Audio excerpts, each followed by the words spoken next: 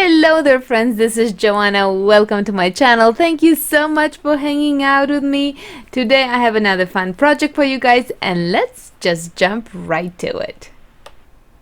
Okay, so let's get started with a Skinner blend. I know, don't start hyperventilating on me because of, my skills in Skinner blending. We're going to be using Peacock Pearl, Tart Apple, and Pearl. Now, I really wanted all three colors to be metallic. Unfortunately, I could not get the green that I used in the past in metallic, so nope. The green one is not metallic, the other ones are. So after I did my Skinner blend, it looks so bad. I can't even believe that I'm showing you guys this, but you get the gist of it. Your outcome is going to be so much more beautiful. Anyways, Skinner blend, and then we're going to do our little accordion where I'm folding all the clay in, and I'm going to squish it, and I'm going to create a nice little cube of clay with a Skinner blend in it. I really have so much faith in you guys that you will not judge me, because this looks so bad. That part just looked so bad. I didn't realize how bad it looked until I'm just recording it right now. But you're going to squish it, make sure that it's nice and tight and no air bubbles are there, and then we're going to slice it in half. So after the slicing, we're going to give it a little roll. This is going to be our pendant, and I am using the same stamp. Honestly, I have to get a different stamp, but I'm going to do mica shift, and I just absolutely adore this stamp for mica shift. Well, after I stamp it, I'm going to throw it in the freezer just so that the shaving is going to be a little bit easier. Now, hello, look what I'm using. Extruder. I am loving this thing lately, and I have those three colors that from the beginning here, and I'm just going to fill my extruder as completely full, so it doesn't go any further and there's no more space. I rolled out the clay at number 5 of the pasta machine, and there's no really in any particular order that I'm placing the clay in there. And now I'm going to put my tip in, and I'm using the medium rectangle. There is one that is smaller and there's one that is bigger, so I'm using the medium one. So, and now I'm just going to start extruding, and forgive me because this is not very clear. I didn't realize how unclear actually this part was. I just want to show you guys, if you have never used it, this is what happens. It's like you're creating pasta or noodles or something. Anyways, once all that is done, I am going to slice it into somewhat I don't know, it's half an inch little slices. Maybe it's probably not even half an inch.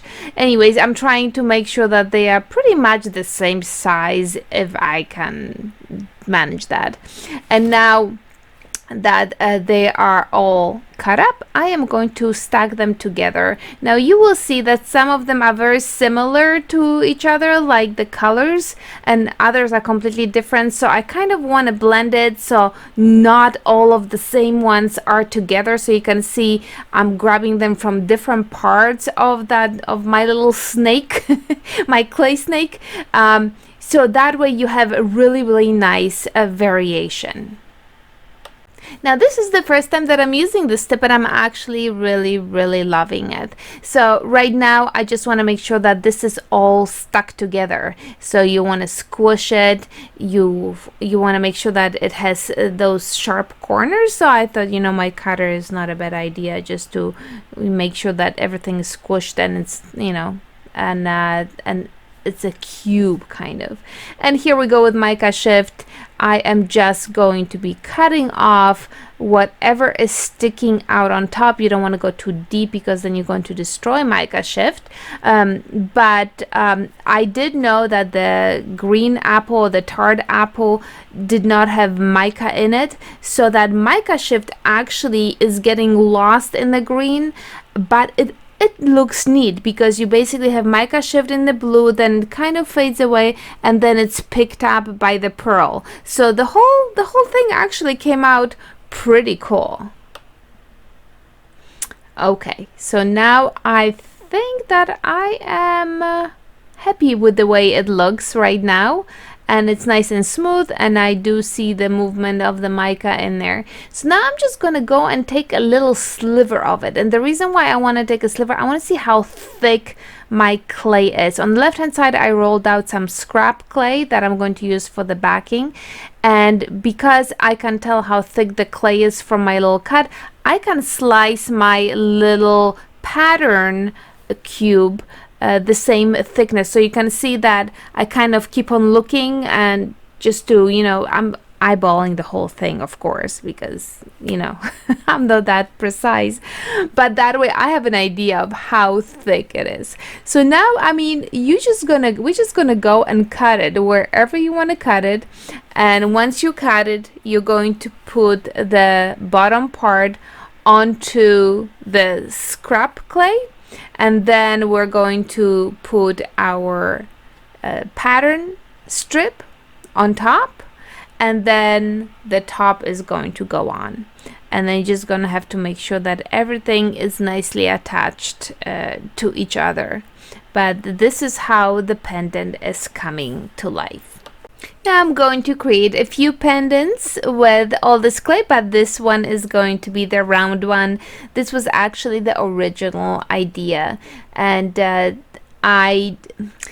first I wanted to cut out a bigger circle in the center of, or like towards the top of this circle, and I decided to go with a small one because I really love my pattern strip. I don't want it to be disturbed. I put some heart into making it, so I don't want it to be gone. Anyway, so now I'm moving into an oval shape, and we're going to do exactly the same thing. Actually, this size is not going to be my final size because I decided that this was just way too big for me, so I punched out a smaller size in it, but it's the same idea. You know, you're just gonna go lay it on a piece of scrap paper, then the pattern goes on, and then the top goes on, and then you're gonna give it another cut with your whatever shape you're using. In this case, it's the oval, but here you can see that I'm just going very delicately. I'm just gonna run it through, just make sure everything is nice and smooth and is attached to the bottom part of the clay. You're just gonna go for it and cut it out, and voila, you have another pendant. Now I'm beginning to collect some scraps, so I decided that, well, you know what, I'm going to chop those scraps, because, you know, I'm not wasting anything. I realized that when I have a lot of scraps, I just don't end up using them, so I might as well just make something with them right then and there. So here I'm creating just something by hand, and I'm going to do the same thing with this one. Cut it, add my pattern into it, and create another pendant with it, and hopefully it's going to come out nice. And there you have it. This is just, I'm just freehanding the whole thing, and it's actually not bad. I mean, when you think about it, it's like, I don't know what I would be doing with the leftover clay. I'd probably just put it with all my leftover clays and would be forgotten. And I also had some of the pattern strips left over as well, so I decided to make a pendant just with those. So I'm just piecing everything together, whatever leftover I have. Sometimes you get the neatest design with your leftover clay, which is kind of crazy because you're thinking that, you know, I'm gonna be getting rid of it or just stashing it somewhere, but there you have it, and there is my fourth piece. So do you remember when I said that oval one was just a little bit too big for me? Before I threw it in the oven, I did take a smaller size and I just made it a little bit smaller. And now all my pieces are ready to be thrown in the oven and baked. And here they are, out of the oven, actually 24 hours later, with the resin on. They look beautiful. You know, the resin makes such an amazing effect to into mica powder. It's amazing. I just wanted to show you guys my bezels, how I put my bezels on. I don't usually even go into that because it's kind of a simple process, but you know, why not? So I have those bezels, and those, I mean, you can get them online from Amazon. I've had them for so long, and you basically just want to grab a ring and put a ring through your pendant, and then you're going to put it through the bezel, and you're going to give it a nice squish, and you are done. So I did that for this pendant, the round and the triangular one. Now for my rectangular one, I am putting a little starfish there. So the ring that I'm going to be using is going to be bigger because I want to make sure that the starfish fits in there too, and I also want to make sure that the starfish kind of hangs, because if you use too small of a ring, it's going to be like sticking up. And please tell me if it happened to you guys. It's just like you put something on and just sticks up because the ring is too small. So use a bigger ring if you're going to be adding more stuff to it. And there you have it, my friends. All my pendants are beautiful and ready to be worn. I am in love with them. What do you guys think? Not too bad, right? The colors are nice and bright, and I'm sure that a lot of you guys in the snowy states need this brightness. So I'm sending it to your way. Anyways, my friends, I hope you enjoy the video. Thank you so much for watching. Make sure that you subscribe if you did. And till next time, my friends. Ta-ta!